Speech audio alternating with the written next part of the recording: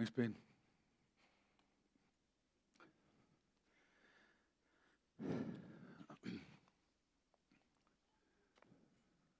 Amen.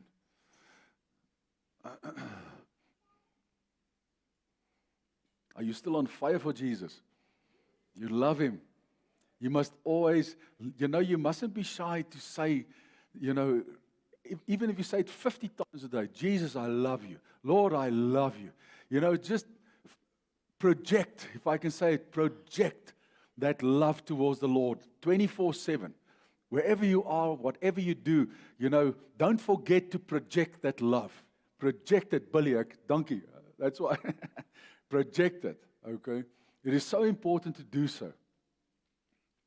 Don't know how else to say it, but to project that love.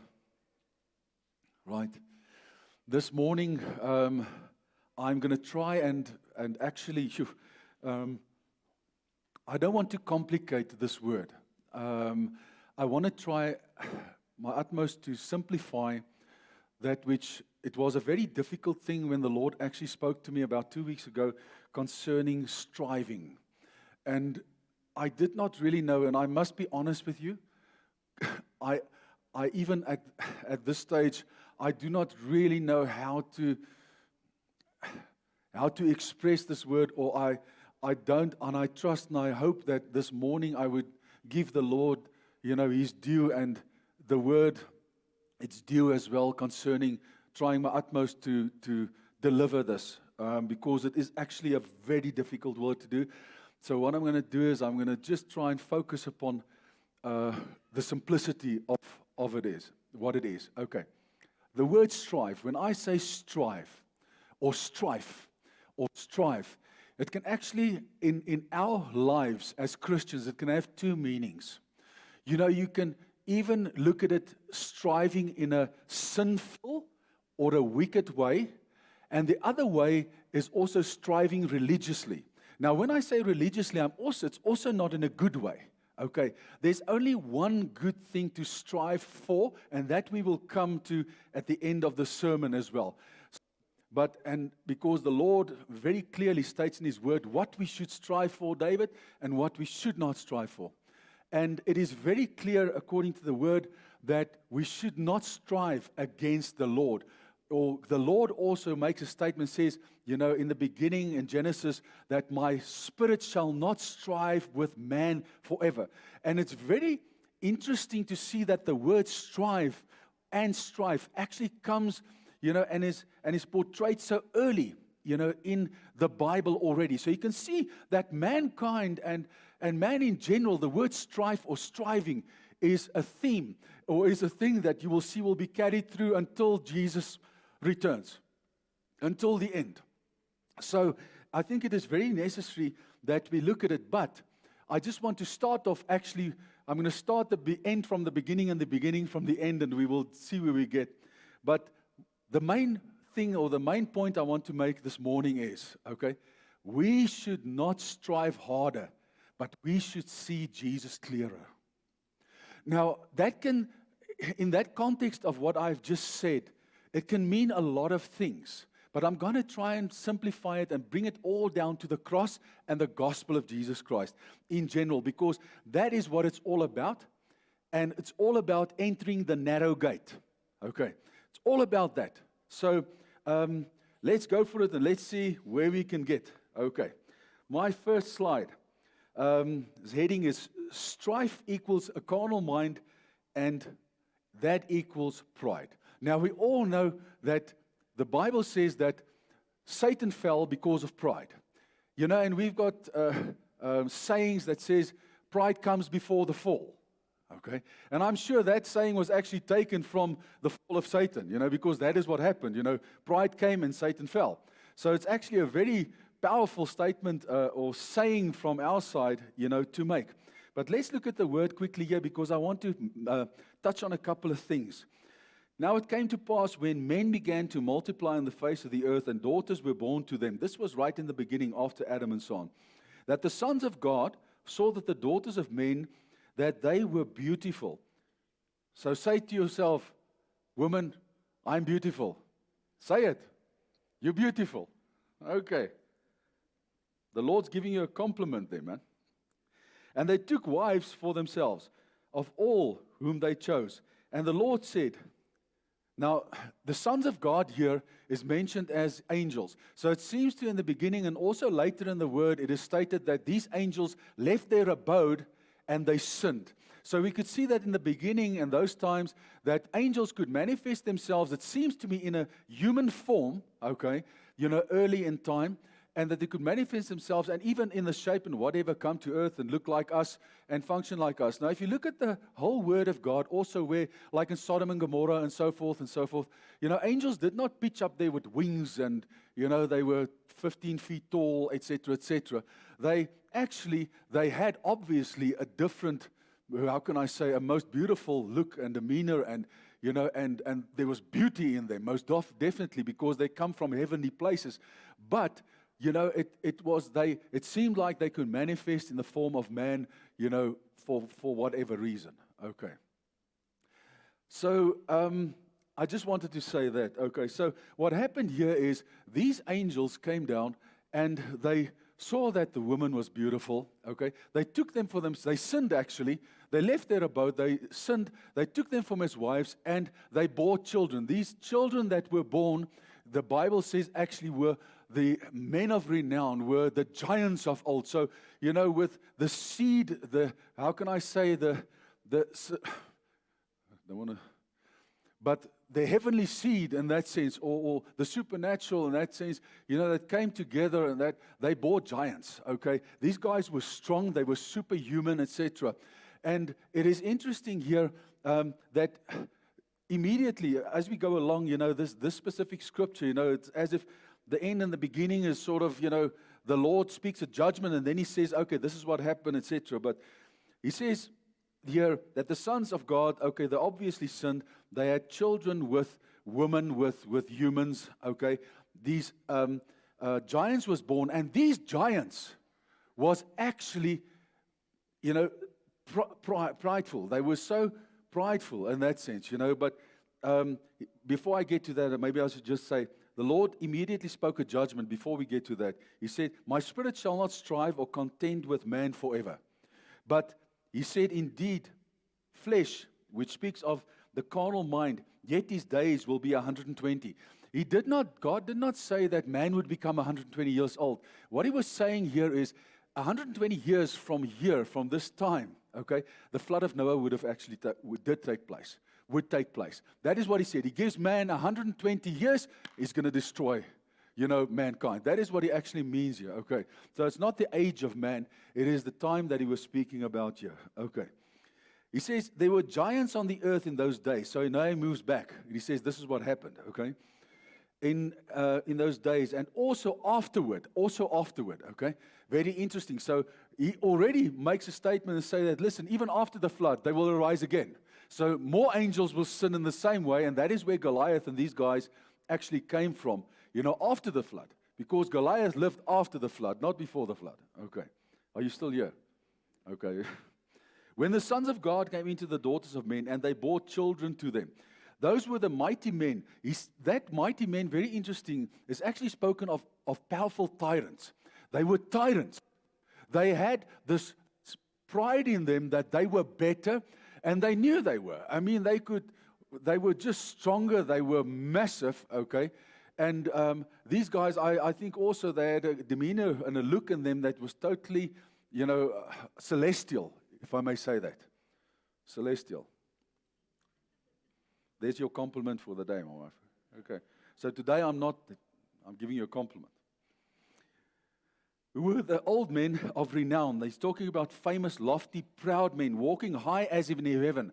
They knew they were actually heavenly, because I think their fathers of those fallen angels actually told them, listen, you must know you are special. Okay, in that sense. So they exalted themselves, and even through them, and what happened there was the wickedness of man. The Bible says, then the Lord said that the wickedness of man was great on the earth, and that every intent of the thoughts of the heart, very important, every intent of the thoughts of the heart, okay, just keep that inside, was only evil continually. The Lord was sorry that he had made man, and he was grieved in his heart. Early people, this is an early time. We're not talking about the world was in existence for 2 or 3 or 4,000 years here. We're talking about a couple of hundred probably years, okay? And the Lord already saw that, yes, man, he can only think bad, he can only do bad, and so forth. And he was grieved in his heart, and he said, listen, but this is not going to, my spirit's not going to strive with man forever. A very important thing, this. Already early, my spirit will not strive with man forever. So you can see that this is a very important thing for God. You know, man striving, you know, and the Spirit trying to convince man and trying to help man through his conscience in the Old Testament, today, you know, through our spirits as well, and also working through our conscience, trying to convince us not to sin, you know, to honor the Lord, etc., etc. So that thing comes right from the beginning already. Okay. So the word strife and that specific problem which God had with man is still existing today. But I want to take you to a place, because we're talking about wickedness here. And I believe in my heart that that are standing and sitting here are not wicked people. But I believe that we do strive. And that is where I'm trying to take us today, is to take and to show you that there are certain things that God wants, okay, and a certain way that God intended man to live, and us as his children to live, you know, which opposes strife, and he's given us the answers to do so. And what does it mean when you are currently striving and trying to fight? Now, I'm talking about religiously as well. I'm not talking about wicked. Now, I'm talking about trying to please the Lord. That is what I'm actually trying to do, was to say, you know, and we will get to that just now. So we could see that that was bad, and God was grieved. So he said, I will destroy man who I've created from the face of the earth, both man and beast. Every creeping thing and so on. And actually, I didn't put in the next verse, and the Bible says there, but Noah found grace in God's sight. Okay?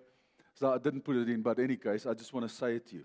Now, I just want to go and qualify what we're saying here and just bring into perspective with a New Testament verse where Jesus speaks, and he speaks about the Pharisees and the Sadducees and the scribes and so forth, who were constantly opposing him, who were constantly striving against him. Okay? They were supposed to be people of religion, you know, of those days, and Jesus was the answer, the Messiah that came, and they were constantly opposing him, striving against, okay, not accepting what God, you know, was intending for mankind, and also especially for them in that day.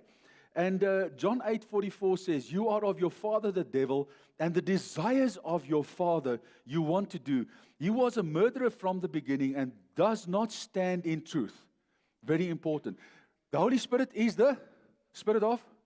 Okay, and he dwells inside of you. Very important. Just keep those things in mind, okay, because we're getting to the meat of what we want to say a bit later. But as you keep these tidbits, you know, in your spirit, you know, all the time, you will just now, the whole picture will be forming, okay. When he speaks a lie, he speaks from his own resources. So it's his own will. Satan speaks from his own will. Now, the following thing happens, which is very important, okay. The fact that he says, it's your father. So it shows that, you know, we have a heavenly father. All people could choose Satan, a demonic father, by their lifestyles or what they do or how they operate through disobedience or whatever. So there's only two fathers, okay? You can't call Satan a father in the sense of a father, but, you know, for the sake of what he's trying to say here, opposing the heavenly father against the so-called father who also have children. Okay, so you must know there's the children of God and there's the children of the devil. Now that sounds very, you know, sort of, wicked, you know, children of the devil. Listen, I can tell you there's children of the devil sitting in the church. Not this church, but sitting in church. And the word actually speaks of them. People that think they serve Jesus, but they're serving themselves. They're serving their own desires. They're serving their own way. They're serving their own religion. They make up their own gospel. Okay, and that is the danger. That is the danger. You know, not people who are out there who is confessing, there's no God, or I believe in evolution and so on. The deception lies in the fact that people who actually confess, you know, Christ, that is the people he has a big problem with. And also the people he had a problem with Jesus when he walked the earth was people who thought they knew God, but they didn't. Why? Because they were disobedient to his word. Now, today, when we get to my last slide, I'm just saying one thing, actually. And it's going to be so simple at the end. But that one thing, you will see, is probably one of the greatest forms of rebellion that a Christian, that a child of God could do or act out, is what I'm going to mention right at the end. And when the Lord spoke to me and said to me, do you see this? I actually had a great skrik, and I thought, yo, Lord, my goodness, is it that serious? Is this thing that serious? And the Lord said, yes, it is this serious. This is a great sin of rebellion and strife. That is what I want to say here. Okay, so I'm just trying to lay a foundation for us so that when we get to that, we understand, the implication of what we are actually dealing with. Okay, so he says here, if I just look at the last part, he says, for he is a liar and a father of it. Okay, now that word father of it actually in the original text speaks of falsehood, and he has children of falsehood, of deception. Satan has children of deception. And there's this greatest deception, people, I want to say this again. The greatest deception on earth is in the church, not outside the church. It is in the church. Satan is not interested, our enemy is not interested in those who are already, not even knowing Christ, not serving Christ, and so forth. He wants us. He wants the beloved of Jesus, to falter, to fall back. That is what he wants. That is what he wants to achieve. He wants to destroy, because that is the only way I think he feels he could get back to God, is touching his beloved.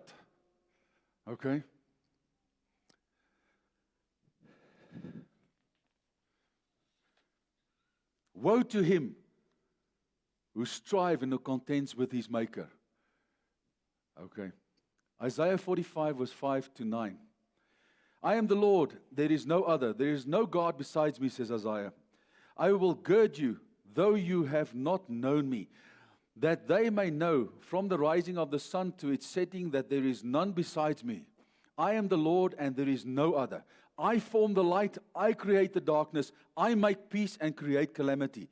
I, the Lord, do all these things. Rain down, you heavens from above, and let the skies pour down righteousness. Let the earth open, let them bring forth salvation, and let righteousness spring up together. I, the Lord, have created it.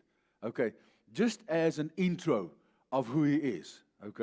Then he says the following: woe to him who strives, who contends, who complains, who fights against, who stands against his maker.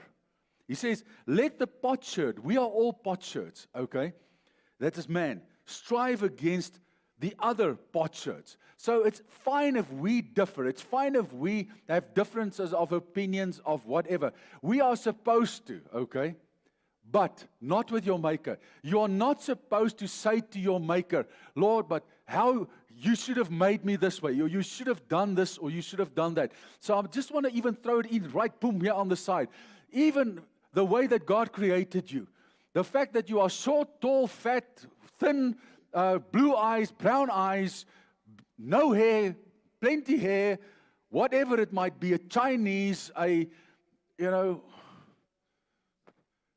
you cannot contend. You cannot strive against him.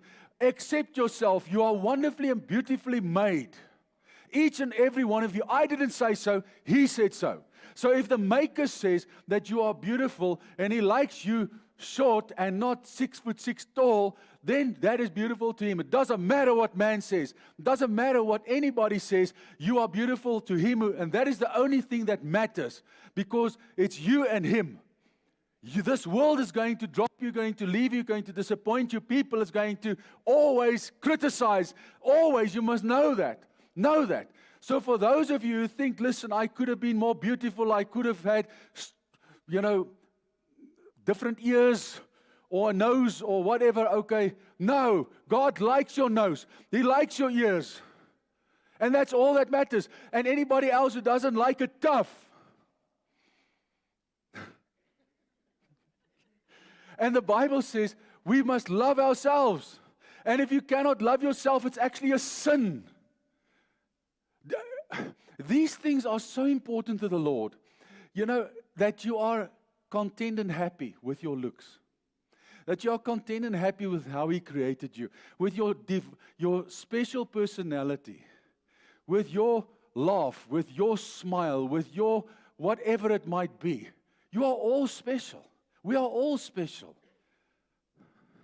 So don't hana with the Lord, you know, or with yourself, okay, about this or that, okay. You know, and that is the wonderful thing. That is why there's somebody out there who thinks you are beautiful, you know, who you will meet if you are young or whatever. Don't worry about that. Trust the Lord and He will send that person. The others might think you ugly duck and whatever and so on, but that person will love you and think you are the most beautiful thing on planet Earth. But God said you are the most beautiful thing in the universe, not on planet Earth. Okay. And beauty is, believe me, in the eye of the beholder. It is. That is one saying I stand by. Okay.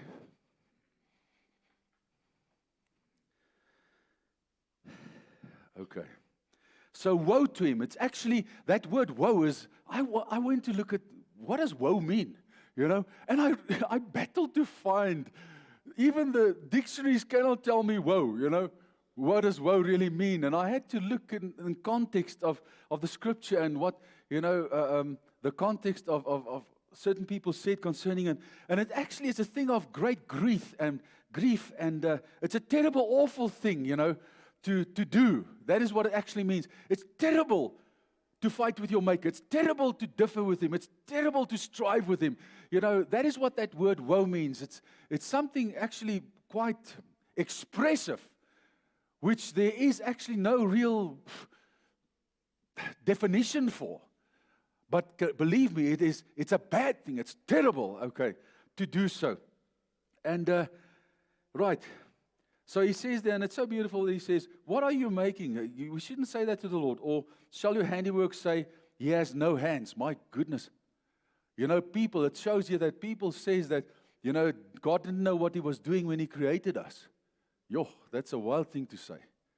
But in any case, so that is woe. All right. Now we move to the things I want to get to, man. Listen. I think, you know, the past couple of years of my life as well, I started, I think, seeing Jesus clearer. Okay. I want to throw this, because I wanted to say it later, I'm going to say it now. Okay. Faith, listen, is not striving or trying or doing your utmost, okay, to do something, okay. That is not faith.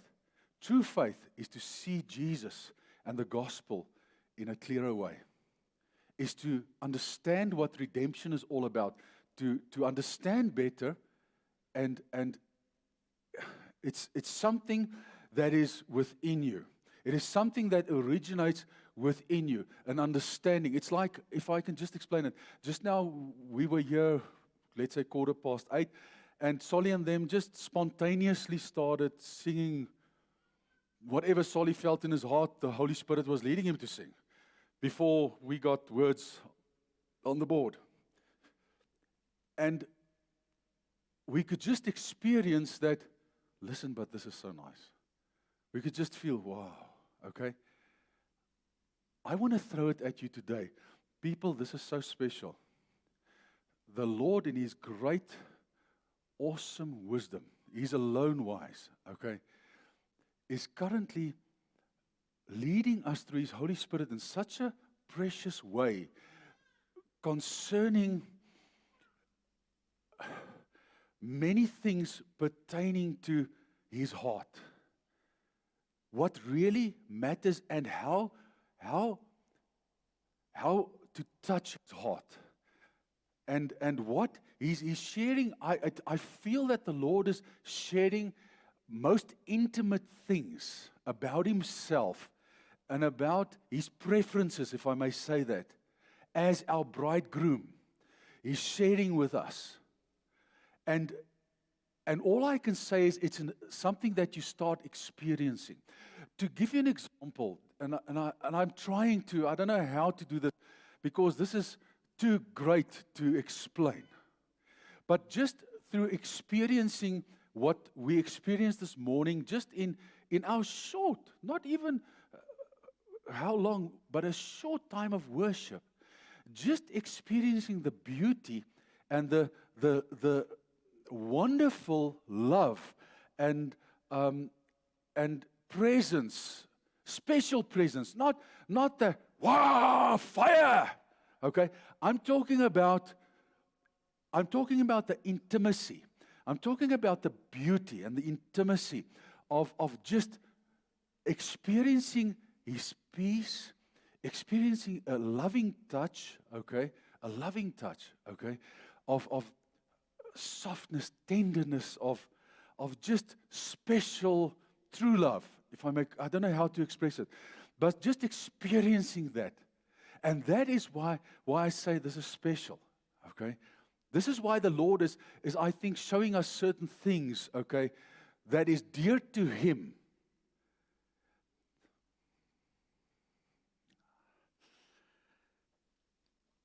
See Jesus clearer. Acts 26. I'm just using this as a scripture. It's Paul. As I journeyed to Damascus with authority and commission, okay, from the chief priests to kill all the Christians, okay, at midday, he's actually speaking to King Agrippa here, explaining to him, actually testifying to him what happened to him on the road to Damascus, to try and explain to him the gospel of Jesus Christ and where he comes from and why he's prepared to die, in that sense, for the Lord. So he's explaining this to the king, and he says, and along the road, I saw, very important, I saw, okay, a light from heaven. Okay? I'm focusing on seeing Jesus now, okay? Clearer. So just look at this in the context of how his eyes opened and to see. So his eyes needed to open. Paul was on actually a religious rampage, okay? Thinking he's doing God a big favor by killing these false people who proclaim that Jesus Christ is Lord and God, okay? So he was actually striving wickedly against the Lord and also religiously, okay? Wickedly as well as religiously. Because he was killing, okay? Striving in that way, he did bad things, and then also he thought religiously, he was standing against Jesus Christ, which was the Messiah, and he knew that the Messiah has to come. But he also did not acknowledge the Messiah in the beginning until the Messiah opened his eyes. Listen to me. Opened his eyes. That is what we're talking about here, is opened eyes. To see Jesus and the cross clearer. Because if we do that, we will never strive. Okay? And we should not. So he says, I saw a light from heaven. Okay? So what actually happened is his natural eyes closed and his spiritual eyes opened. So something in the natural had to give for the spiritual to be able to see. So just think of it. Striving needs to give so that you could see Jesus clearer. Okay, so that is the opposite now. What should happen in our lives. And I'm going to show you just now how we strive. Just through one thing. But we'll get to that at the end, okay? Because you're probably asking, okay, but how? And what? So he says, what happened then, and when we had all fallen to the ground, I heard a voice speaking to me and saying in Hebrew language, Saul, Saul, why are you persecuting me? It is hard for you to kick against the goats. It's actually what he's saying there, it's you are striving against me. You are opposing me. You are questioning me. I am God, and you are questioning me. Okay? So I said, who are you, Lord? He immediately acknowledges that this is the Lord. Okay? He submits. He said, I am Jesus, whom you are persecuting. But rise and stand on your feet, for I have appeared to you for this purpose. So there's a purpose for us seeing Jesus clearer. A purpose. Okay? to make you minister and witness both of the things which you have seen and of the things which I will yet to reveal to you. So there's two things that happens here, okay? We cannot see or we cannot receive revelation from God whilst we in a position of strife. Striving, now listen, I want to just say this to you, good people of the Lord. I'm talking about striving to serve or to please God now. Now we're moving away from wickedness here. We're actually moving to a place where we can identify ourselves with strife, okay? You know, what should the church be doing? What should the church be keeping himself busy with, okay, whilst we are here on earth? Is it to strive to please Him? Is it to strive to do things? Is it to strive to look busy?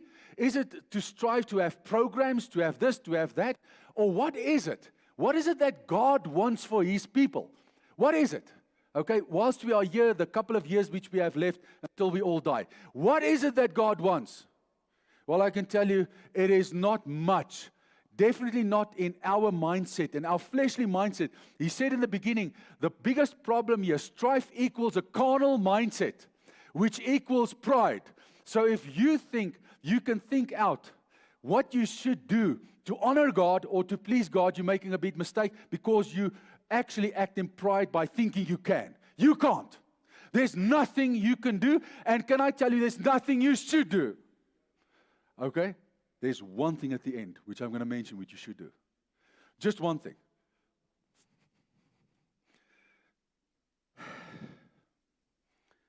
Okay. So I just want to make that, he says here, it's hard for you to kick against the goats. He says, but rise and stand on your feet, for I've appeared to you this purpose. Okay, we've got there.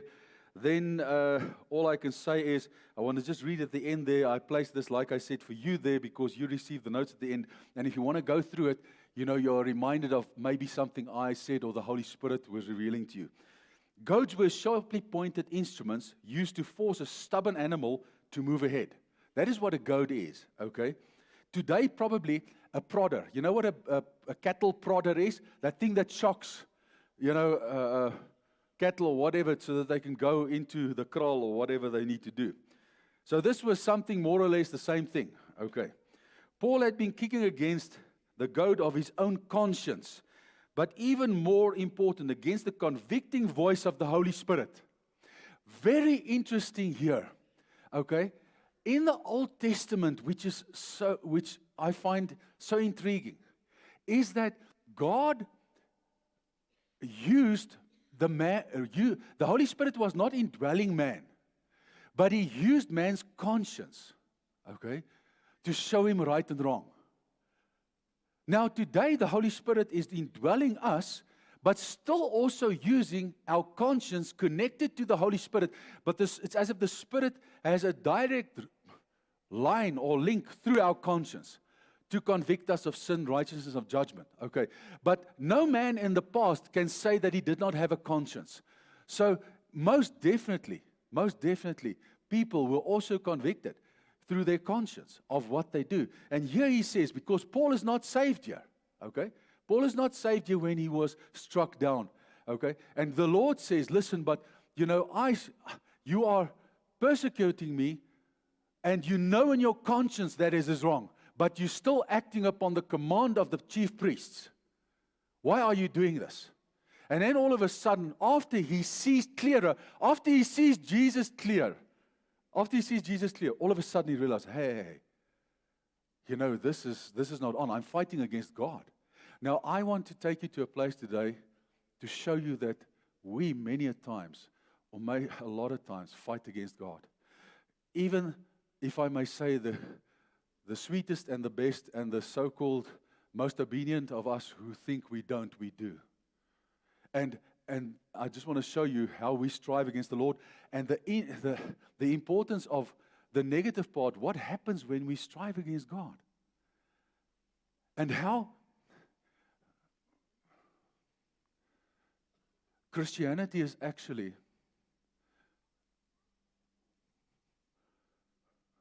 the least tiring, if I may call the word religion. I don't like to do that but in relation to other religions. Okay? Christianity is actually the easiest. If I say easy, I'm not talking about, sin, or it's always difficult to stand against. It's always difficult to say no.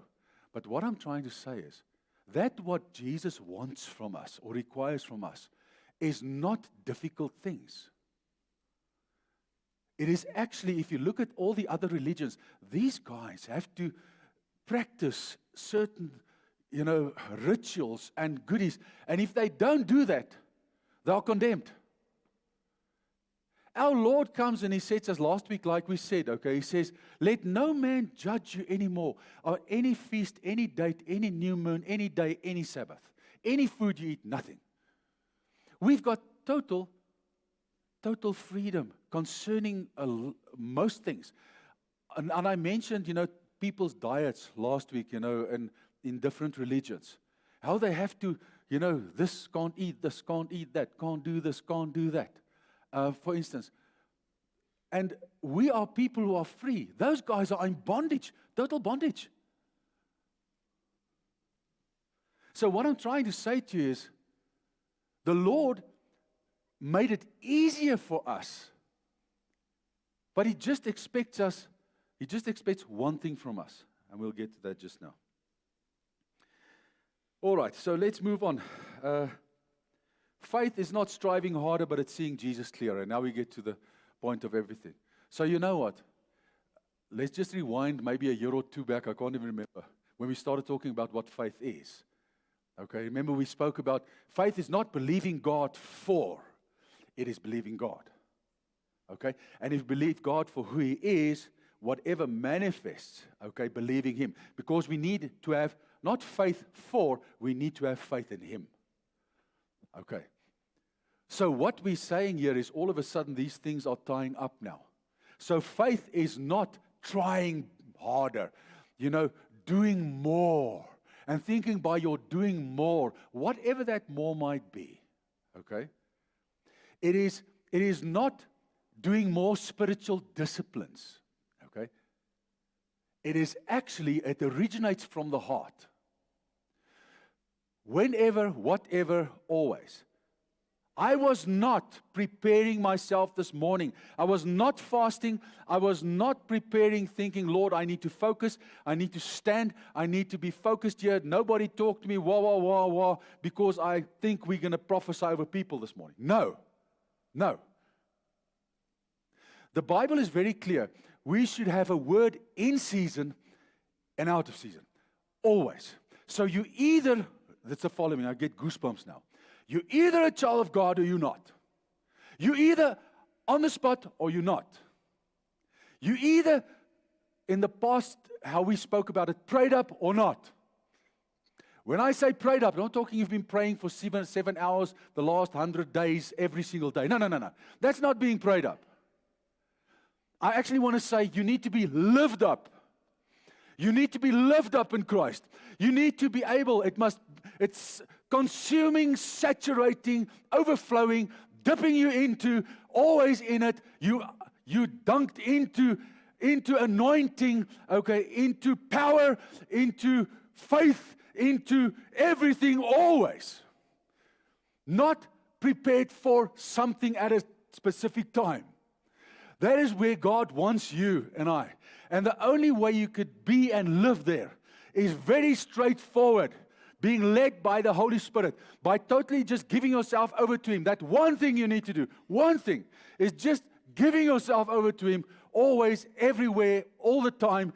Prayer is the whole day, 24/7, in your car, in the toilet, okay, before lunch, after lunch, whatever, speaking, communicating with your Maker, walking with Him.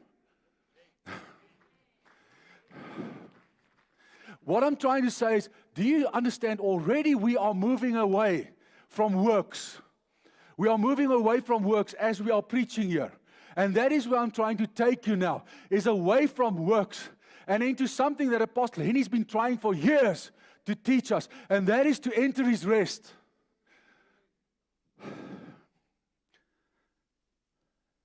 And this is just adding another something to take us maybe a bit closer to understanding or to trying or to strive, not strive towards this. And to know that being a Christian is one of the most wonderful, awesome, liberating things on this planet. According to Christianity, there's no fear. According to Christianity, there's no worries. According to Christianity, you've been made forever.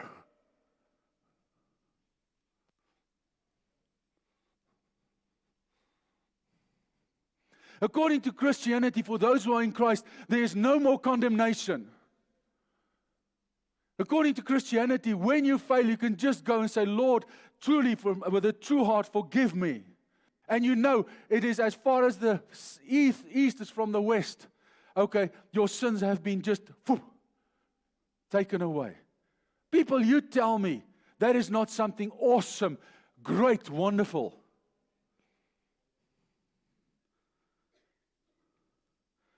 We don't have an idea what He's done for us. Idea. Provision. All of those things. We must just believe He does it. And He provides. Those are the principles. Only one problem. He has one problem with us. We don't believe Him. That's all. When we believe Him, and when you start seeing Jesus clearer, we start seeing the redemption of the cross clearer. You're getting closer to that. All of a sudden, you know, you are totally liberated and you experience that freedom. You know you don't need to worry about sickness, don't need to worry about your life, don't need to worry about anything at all. You just need to love Him with all your heart, all your mind, all your soul, all your strength. That's what He says. That is actually the beginning of the end. But if you just abide by that one commandment, just that one, you've done everything. Everything. Because there's no way that you could do wrong if you love Him with a true heart. For indeed the gospel was preached to us as well as to them, but the word which they heard did not profit them. He's talking about the Jews there. Not being mixed with faith, listen, trusting and believing in those who heard it. For we who have believed do enter the rest. And has said, so I swore in my heart. Here he's actually speaking about the Sabbath. But the Sabbath was all about the fact that people, oh, what a joke. What a joke. You know what?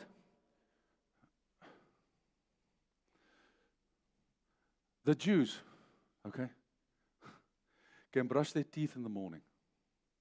Okay? They can pick up a cup and they can drink water. But do you know what? They're not allowed, okay, to make their signature, okay, for instance, doing a hotel booking.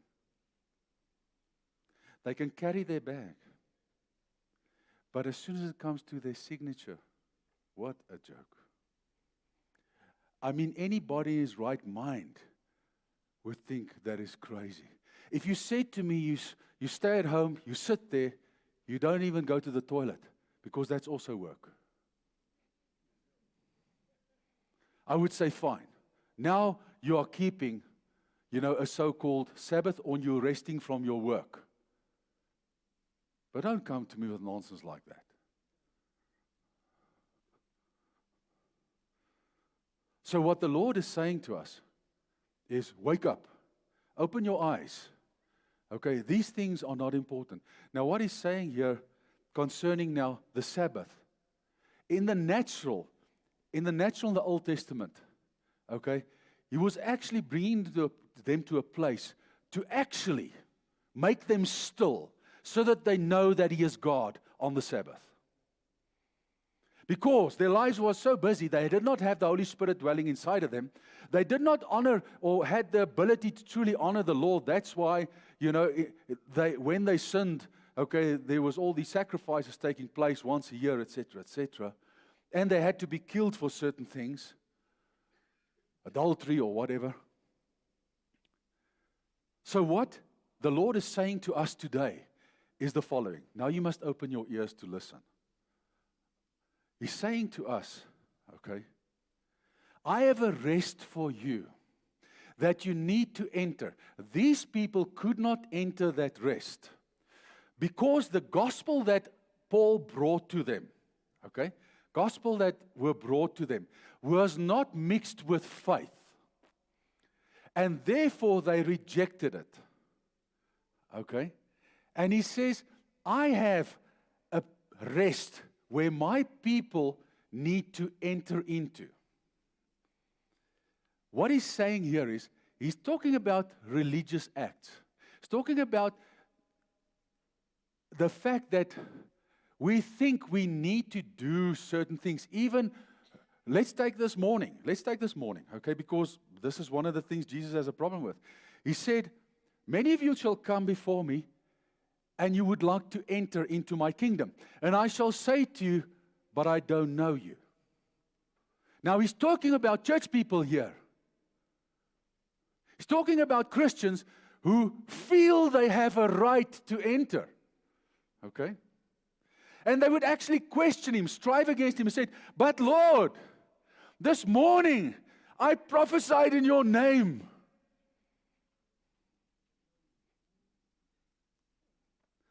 Lord, we cast out demons in your name. We healed the sick in your name. And he says, no, you don't understand. I don't know you. So, by prophesying, by casting out demons and so on, it doesn't mean that you know the Lord. Yeah. All of a sudden, now Lord, what is it then to know you? Very plainly. He says the answer there. He says, only those who do the will of my Father. Only those who are obedient. Obedient in what way? Well, we're getting there. It's one thing. Just one thing. He says, they shall not enter my rest, okay? Because they don't believe. Because they don't believe. Because faith is not striving harder. It is seeing Jesus clear. So it's all about, I don't truly believe. And I don't truly understand what He has done on that cross for me.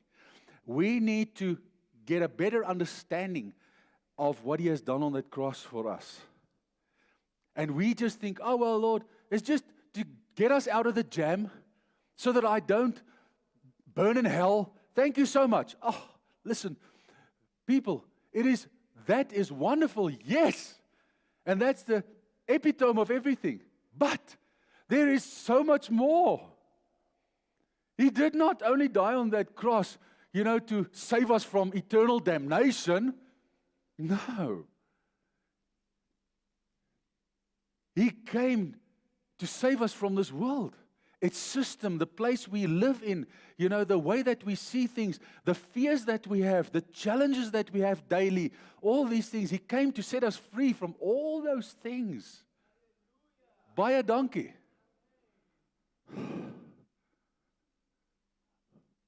He says, don't be anxious for anything because the cross.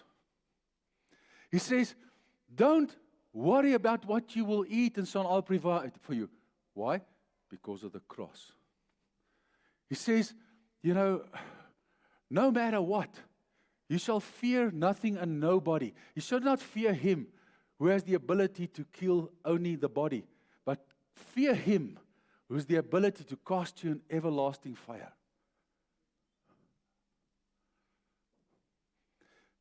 The word that the Lord is bringing to us is liberating. It is total freedom, my brother.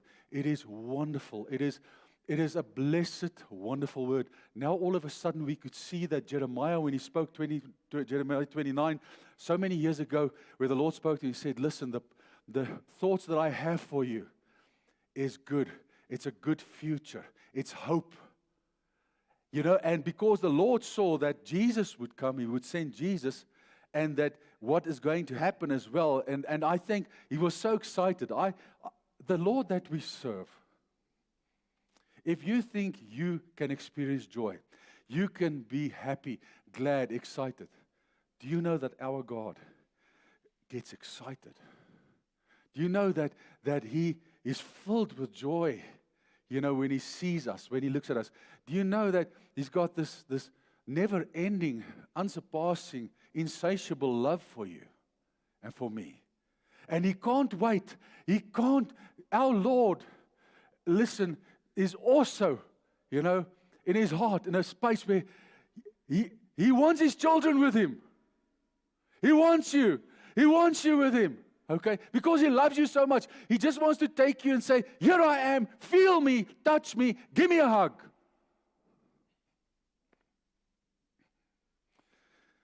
And that's why we also need to have that desire to say, Lord, man, I'm only here because you want me here, okay? And I will see my time through. Let your will be done. That's why it's all about. But my goodness, I would much rather see you face to face, hang around with you, and just be in heaven and enjoy your presence in that way. Okay. I don't know how to express it. Okay. But I think that's quite all right. He says here, very importantly, verse 10, for he who has entered the rest of God. If you have entered the rest of God, he says, okay, himself also ceased from his works as God did from his. Now listen. The Lord wants you to not only cease from your work, of what you're busy with on the planet and, be still before Him, son.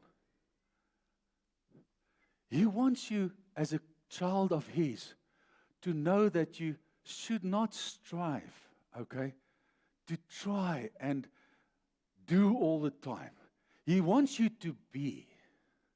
He does not want you to do. He wants you to live, okay?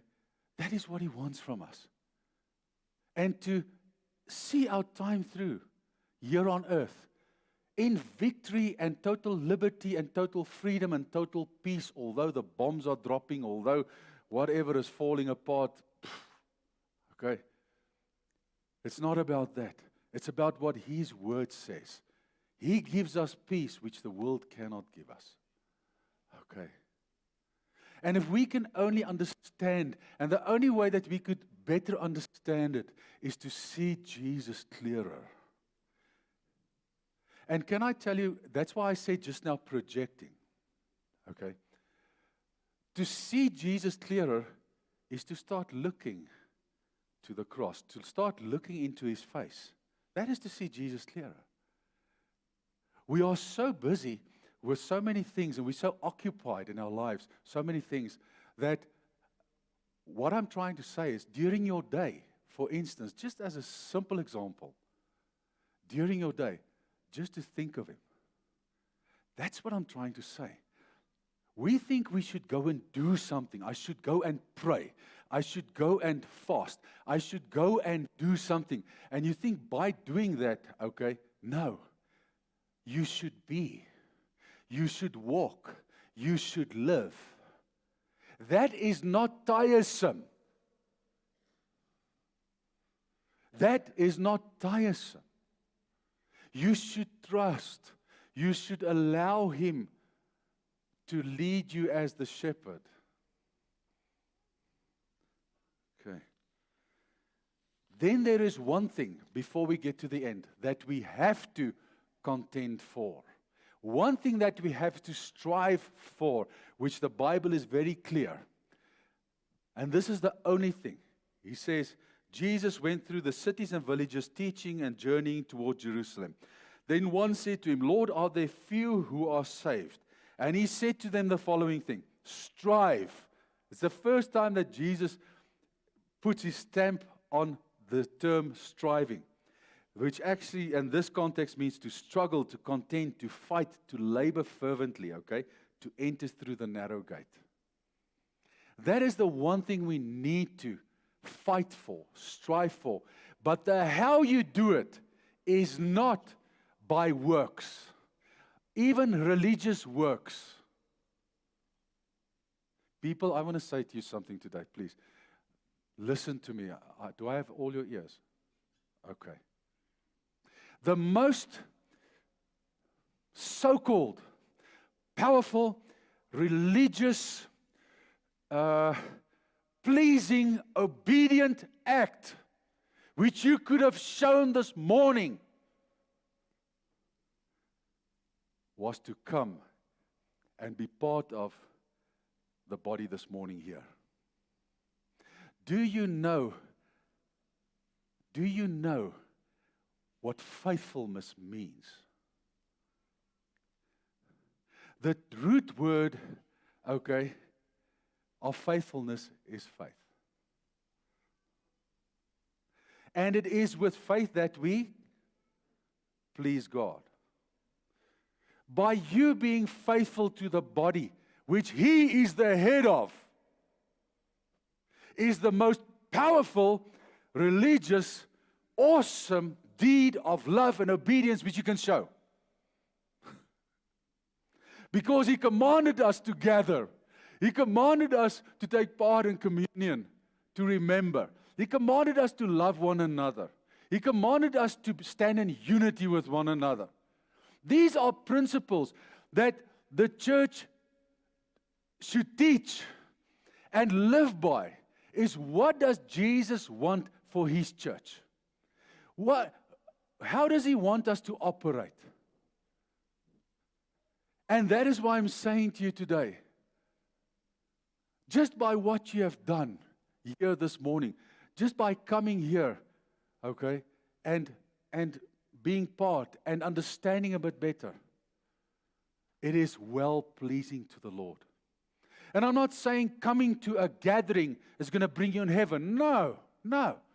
But the act of what you have shown here this morning, by just coming, is an act of obedience to what He instituted 2,000 years ago, His church.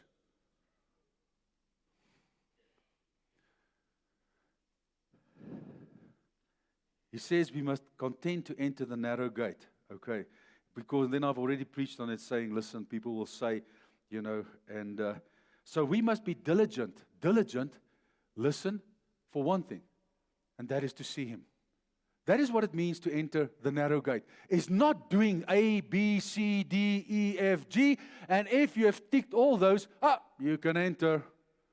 We will always fail in some way. We will always mess up in some way whilst we're in the flesh. I say, focus on the cross. See Jesus clearer all the time.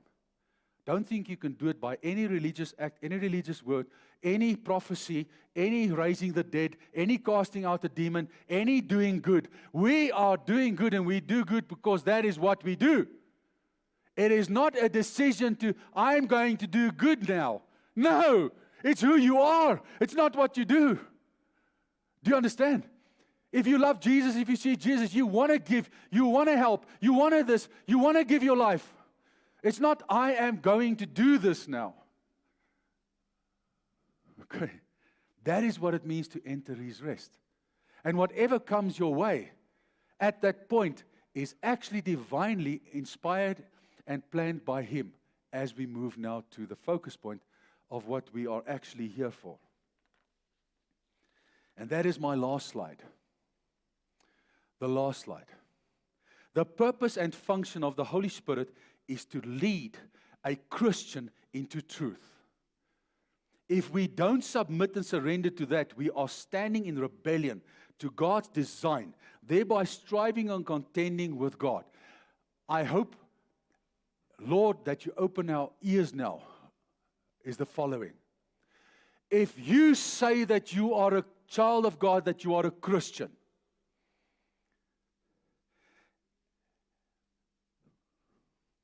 and you do not, and you do your own thing, you are in rebellion against God.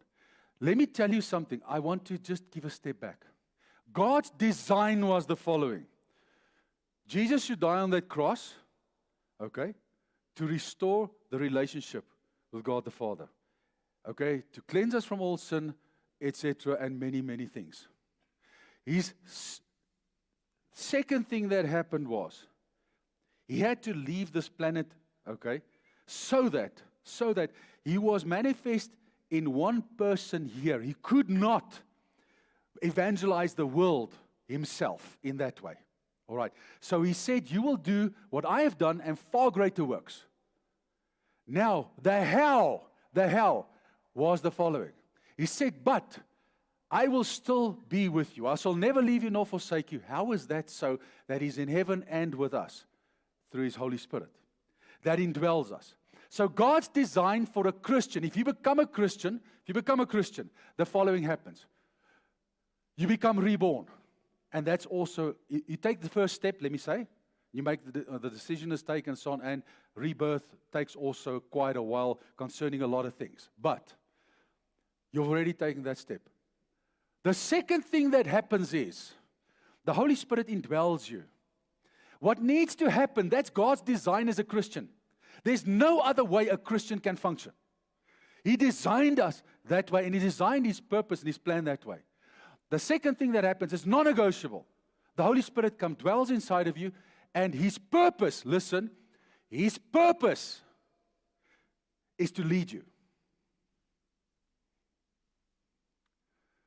That is what He does. That is who He is to lead you into the truth of God.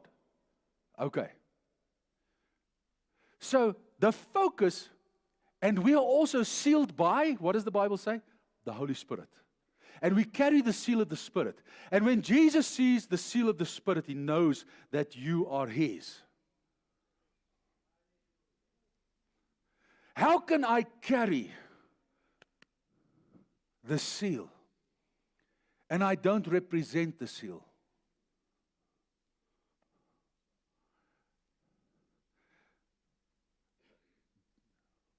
The only way not to strive against God is by submitting to the Holy Spirit, so that He could lead us into the truth of God. That gives and liberates us and places us in a position, okay, of rest. Because you do not live anymore, says the Bible, but Christ in you lives for you. Okay? What I'm trying to say, and it's so difficult, this is God's way. It's God's way. Our focus every day, always, should be the guidance of the Holy Spirit. You cannot give one step on your own. Even in the Old Testament, God says, man cannot determine his own way. He doesn't have the ability to do that. Because his way is a way of destruction. God's way is a way of love, of life. So what I'm trying to say to us all today, Christians, is the emphasis not on all the manifestations of the Holy Spirit. I'm not looking at that.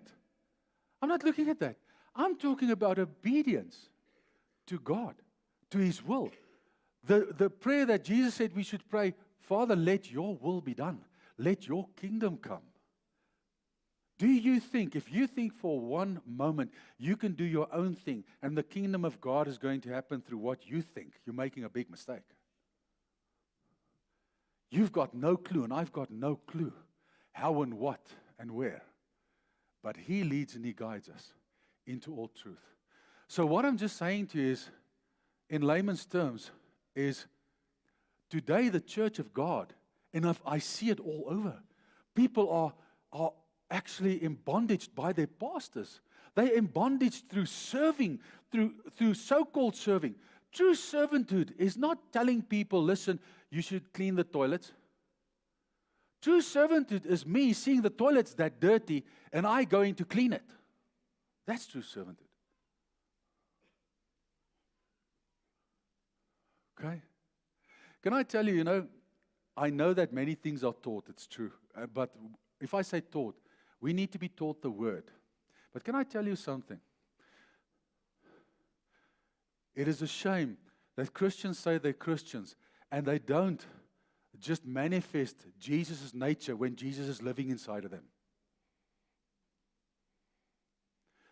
It's the Holy Spirit, okay, without you knowing even a scripture, unctions you into the will of God, into the Word, into what you should and shouldn't do. Man does not need to be told this is wrong and that's right. You know why? Because there's a scripture that says God has implanted a piece of His Word into each and every human being when they are born. And I believe that is the word of right and wrong. Okay, I'm just saying it. Not saying it's gospel truth, no. I believe it is. Man knows when he's born what is right and what's wrong. He's not taught what is right and what's wrong. There's other principles, yes, that we need to be taught. But I can tell you right and wrong, it's common sense with all due respect. Because we have not been created evil. We come into an evil world and we become evil. No baby born is evil, lying there, with horns and with a tongue and eyes that is like demonic. No. They come into this world en hulle word sleg. Want ons maak hulle sleg. Die wêreld maak hulle sleg. Okay? They learn and they see an example. That's why it's so important for us to teach our children right. They see our examples of how we live and what. And they see, okay, this is my standard. This is how I should live. This is the standard. Okay? It's either a godly standard or it's a satanic standard. Full stop. Dis die storie. Okay? So I hope and trust that in some way, through what has been said this morning, I did the word some justice because I feel in any case in my heart I couldn't do it justice in a certain sense because I still can't get my head around it truly. And I'm honest enough to say it. But I trust that through the Holy Spirit, you have received something that just gave you a nugget, just one nugget, concerning where you are and what you should focus on. That is what I'm trusting the Lord for. And, so, whatever your scenario, that's why in the beginning, I know people, many a times people are unhappy with their looks. They're unhappy with this or with that or so forth. And that is the beginning of a big problem. Okay? No. That is not the love of the Lord. We should love ourselves as well. We should also forgive ourselves for many things. Because if you can't forgive yourself for certain things, God cannot forgive you of your sin or whatever it might be. Okay. That's the story. Amen. Let's pray. Thank you, Jesus. Thank you, Lord. Let's pray, and then after that, we're going to take up an offering, and I'm sure that Harry's got nice coffee for us all. Father, thank you for your love. Lord, for maybe there are some of us sitting here or standing here who have in the past felt, Lord, but why do I have this defect in my body? Why is this a problem in my life? Why do I have bad eyes, cannot see that well, or maybe hearing, or whatever it might be, Lord? Lord, we are beautifully and wonderfully made, no matter how we look at it. Lord, many times we look at people and we think, how can it be? But Lord, you have a plan and a purpose. But to our natural minds, it seems hard and it seems unfair. But Father, you are a righteous God. Lord, and there's nothing unfair about your decisions. You are alone wise, and you know what you do. Every person on this planet, every soul that is born with a purpose. It was not an accident. And therefore, Lord, whatever our scenarios might be, Lord, please forgive us for where we have sinned against you and even against ourselves by thinking we are not good enough or thinking we do not look the way that we should or what we feel. Lord, that is pride. For you have created us in a specific way. How can we say to the Maker, but I should have looked like this, I should have been like that. Lord, you have given to each and every one of us something special, and that is the something which we need to live out. And that is the something that we should need to share with one another as well, the good that you have given us. Father, where we have strived against you, where we have done and thought that through our religious ways, acts, we thought that we're pleasing you. Lord, where we have sinned against you, please forgive us. Lord, and that does not mean, and that is not the focus this morning, is to be lazy and do nothing. But Lord, just to understand that the price has been paid. Lord, and that we cannot add anything to that. No works, nothing that we do except the will of God. And that we do through the help of your Holy Spirit. We cannot do that on our own. We don't have the ability to do that because it's only the Spirit that leads us into the truth of God. We cannot lead ourselves or even delve into the truth ourselves from our own ways and our own thoughts. That is not right. But Lord, we in this day submit to your Holy Spirit. Lord, and we pray that we see Jesus clearer. Faith is not to try and to strive and to wrestle harder. It is to see Jesus clearer.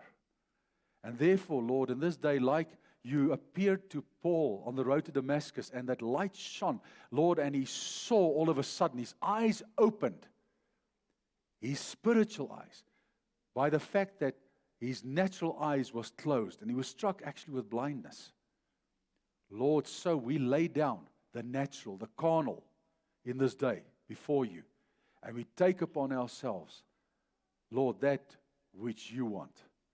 The guidance of the Spirit, the leading of the Holy Spirit.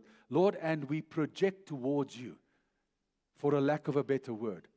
We focus our lives, oh God, and our being and our minds and our energy towards you in faith. Believing you that you are the great I am, the all-sufficient one, and anything and everything that we want and need is in you and through you. And that when we are in Christ, oh God, we have all things. And therefore, Lord, in this day we thank you, we testify, we declare, Lord, that you alone are God. There is none like you. Lord, thank you for all that you do in our lives. Lord, and as we take up an offering now as well, I thank you, Lord, that you bless each and every giver in this place. Lord, in this morning when you were working through your Spirit, I experienced that there is a breakthrough coming through the people here in this congregation, a financial breakthrough. Lord, and I thank you for it, and I want to speak that, and I want to declare it in this day. Lord, that which you have said, that unction which you have placed within my spirit is true. Lord, and I bless your people to go forth in the resurrection power of the Holy Spirit, Lord, and to prosper in Jesus' name. And I thank you, Lord, that we would hear great and powerful testimonies, how the Lord has opened doors, made ways, Lord, and provided in supernatural ways. Lord, I pray this in Jesus' name, giving you all the thanks. Amen. Let's just take up an offering.